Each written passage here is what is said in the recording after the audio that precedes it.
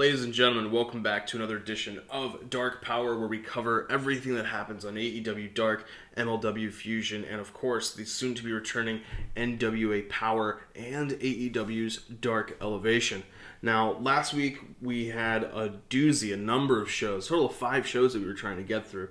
And so a couple things fell through the cracks. A couple things I kind of think I made a mistake with the NWA date. I kept saying the 13th, I think, for some reason. I think last week I was like, no, that's a Saturday. But it wasn't the 13th, it's 23rd. The 23rd is when NWA Power will be returning on Fight.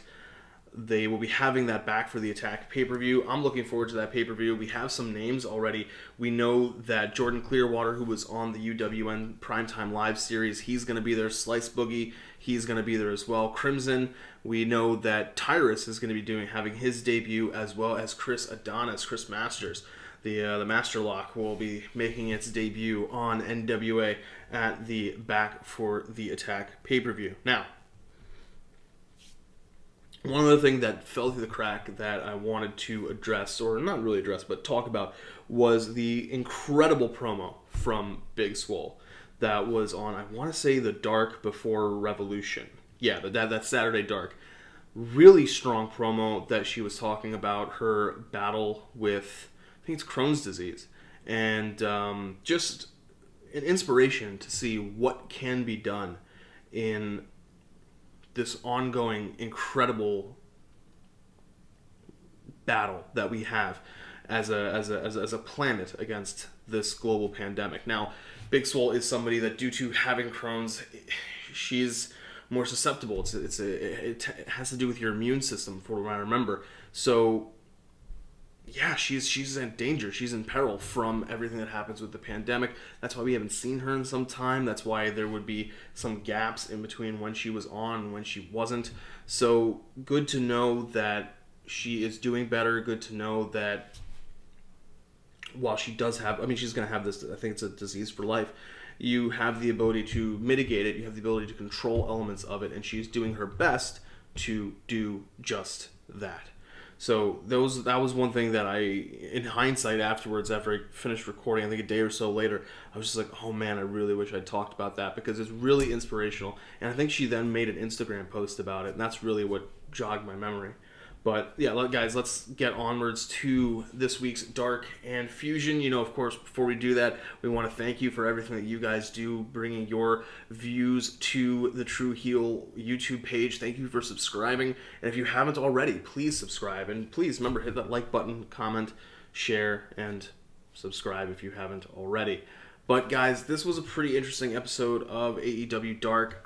I kind of, after we were spoiled a bit with different promo segments, whether it's been having the waiting room for some weeks, or having the Acclaimed do their backstage rapping music video kind of segments, or just even last Saturday having Big Swole come out and have that promo and those different things that they were doing for Revolution.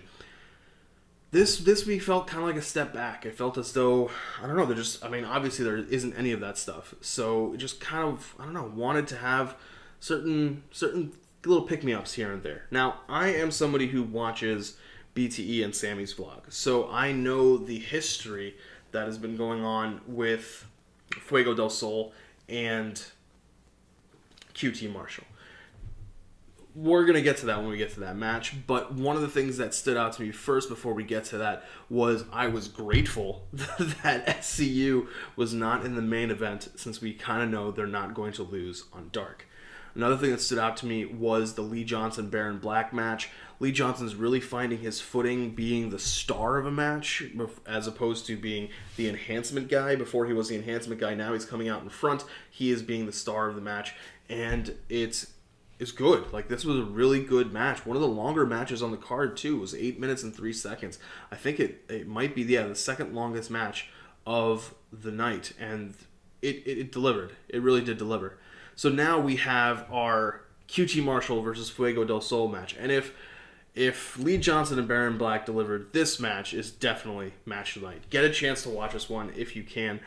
A lot of times we don't, a lot of times we see our quote-unquote enhancement talent, and we forget that these guys are capable wrestlers in their own right, and sometimes we really do forget that. And especially sometimes when they're in tag matches a lot, you don't get a lot of times to see what they are all about, especially because you want to be able to make sure that, let's say they're in a tag match with Jurassic Express, for example.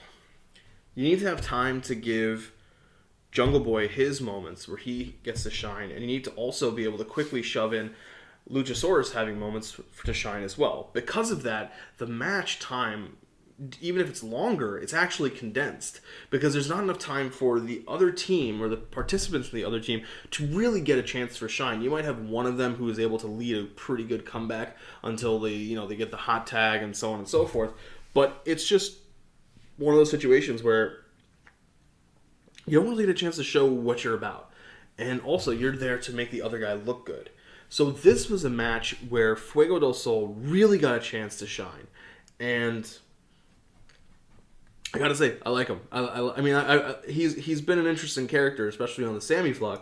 But this was a really good match. So the background behind this match is that Fuego and QT have long had a back and forth. I think some of it's been on BTE. I think most of it's been on Sammy's vlog. But QT is kind of a dick to Fuego del Sol pretty much all the time. And, manipulates people around him, manipulates Sammy to put Fuego in bad situations. Other people have tried to convince Fuego that he needs to stand up for himself, that he needs to fight. But Fuego, try as he might, QT always is one step ahead and refuses to have a match with him. They were going to have a match down at the Nightmare Family training facility, but Glacier, the Nightmare Family, I guess, commissioner, we'll say, he refused to sign off on the match. So I think it was 2 weeks ago, TK came on Sammy's vlog and said that he was authorizing that match to take place on this episode of Dark. So finally, we get the singles match that we long deserved. And like I said, it was a really good match. Now, Fuego has never hit the Tornado DDT on anybody. He is supposed to be the master of the Tornado DDT. If you see Cody on the Sammy's vlog, they have a handshake where it's like, and then they both spin their fingers for the tornado. So Fuego's never been able to hit that move on anybody. And he keeps claiming if he can hit it, he'll be able to win. He's finally able to hit this Tornado DDT. But not only does he hit a Tornado DDT, he hits it while he's on the top rope, jumps off, grabs QT, does the spin, plants him with the DDT. But in classic wrestling fashion, QT rolls out of the ring.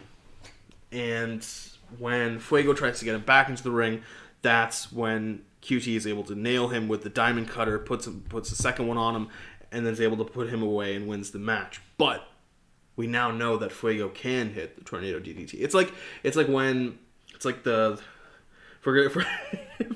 If we're gonna loftily compare this match to classics, it's like the first match of getting the match. Just getting the match was Omega Okada the first time around. Just couldn't get the job done. This actual match, is the second of the Okada Omega trilogy. Because he's able to hit the one-winged angel, but time expires, right? And that's why he loses. In this one, he's able to hit the Tornado DDT, but QT rolls out of the ring. So now I'm looking forward to a second match where Fuego will hopefully win. And of course, because the first match isn't technically a match, they will be 1-1 against each other, which means we need a rubber match. Hopefully that'll happen on the buy-in for Double or Nothing. I don't know why I'm booking this as such a fever pitch dream of a feud, but it's really hilarious. I gotta say, it's definitely the standout moment of Dark. I'm gonna award Fuego del Sol the MVP of the night, despite the fact that -1 was out supporting the Dark Order during an 8-man tag match. The match of the night and MVP of the night is Fuego del Sol. But if you do get a chance, watch the main event. The main event is Inner Circle defeating Joey Janela and Sonny Kiss. A banger of a match as well, and the longest match on the card at 9 minutes 21 seconds. But they deserved all of it. we will see what happens with the Inner Circle moving forward. That is a interesting tease based off of what happened at Dynamite. But got to talk about MLW Fusion, guys. We got to talk about the interesting things that happened on Fusion this week. So we had two really good matches. Two really good ones, and one that was alright. So the first match, we had Gino Medina defeats Gringo Loco, 9 minutes, 16 seconds. Pretty good match here. I liked it. I liked Gino going over Gringo Loco. I liked the fact that it's kind of an interesting kind of, not seesaw motion, like the wave, but just who is a heel and face where and when. So, when Dynasty is feuding with Gino, they kind of come across, at least right now, as faces. I don't know the exact history. I know that Gino was in the Dynasty. I know they kicked him out, but I don't know the exact history there. But he comes across as a heel when he's facing Gringo Loco, so he kind of comes across to me as a heel when he's talking about Dynasty. So Dynasty then is faces. When Dynasty is dealing with Los Parks or Azteca Underground people, they come across as faces. But when Holiday is dealing with Savio Vega, he comes across as a heel, which is like super, or when he's talking to Alicia, he comes across as a heel. So that's just a level of just nuance that you kind of like to see, that just has that certain elements to it. We have ACH defeating Kevin Koo in 10 minutes, 39 seconds. I felt like Kevin Koo was going to pick up the win here. They kind of led you to believe that, to have that feeling. But ACH is able to pull out the win in a nice, gutsy, no pun intended, considering his ribs and stomach area were banged up, and he came into this match damaged. A bit of a gutsy win for ACH. And we get a kind of a storyline running throughout the episode that Lio Rush has put a contract up to let anybody face him for the middleweight championship. Somebody, we don't know who, takes that contract, signs their name, turns it into management. We will find out who is going to be facing him for the middleweight championship down the road. We also get more information about, what was it? It was more back and forth between Selena and Hammerstone ahead of the match for the openweight championship. But there was, that was it. It was Tom Lawler talking to the Von Erichs, and he was saying that he's going to get his revenge for what the Von Erichs did to him at Filthy Island. I'm pretty sure that's not going to work in Tom Lawler's favor. At least I hope it doesn't work in Tom Lawler's favor. Finally, the main event. Oh, and that was the other thing. The other kind of, which I liked. This was actually well done on MLW's part. So they told us throughout the episode that somebody guy with a mask is in the building. And we have a feeling that it's somebody who is targeting Hammerstone. So we think Mads Kruger, because that's who makes sense. Okay. Quite separately, and this is kind of where they dropped the ball on it, they have Hammerstone and the LA Park match start. This is a solid match. LA Park is... I've made my thoughts pretty clear. Pretty clear on how I feel about LA Park. The right man wins. We'll start with that. Hammerstone is going to win this match, but Hammerstone is going to get attacked by Mil Muertes, who is the man in the mask. Now, everybody thinks that it's supposed to be Mads Kruger because of the Baclay Brawl match, but it turns out that it's Mil Muertes, and it is Selena De La Renta just keeping things spinning and keeping you guessing, which I liked. Now, what I didn't like was them kind of having Mil Muertes come out here and having everything kind of happen with people from Azteca Underground being involved in the match, but Holiday doesn't come out to help Hammerstone. And then later they tell us that Holiday and Gino Medina got into a brawl. There's property damage and there's some issues. But I feel like they should have told us that sooner. Or maybe they should have had that been something that happens before the match.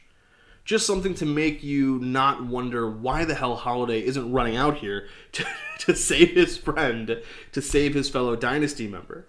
And then, so that's why when Mil Muertes comes out and you're like, okay, all right, now I see, like, yeah, Holiday's not there because of everything that happened with Gino Medina. But if they had done that from the beginning, you as a viewer, were like, he's in more dire straits than we believe, because this entire time we're just waiting for Holiday to come out. But Holiday does not come out. Holiday does not make the save. However, Hammerstone is able to put away LA Park. YBH, you boy Hammer, is able to pick up the win. He is still the national openweight champion. I believe he's champion for like 2 years or something like that, which is just incredible. Hopefully we will see some kind of title change down the road to keep that. Well, it's not really a division, right? Because it's open weight. But to see that championship, sometimes people have championships as long as they need to. Sometimes they have a lot more than that. And maybe he is getting to that point. Hammerstone is somebody who you could see moving into the World Heavyweight Championship area. That's something that'll be interesting. Him versus Fatu. I will say that I think it was Never Say Never. I think that's supposed to be March 31st. They're saying that it's going to be Fatu versus Tankman, Calvin Tankman. That'll be a pretty good match. I'm looking forward to that. Nice big Haas fight. Never goes wrong. But guys, our time here is drawing to a close. I want to say thank you once again for tuning in.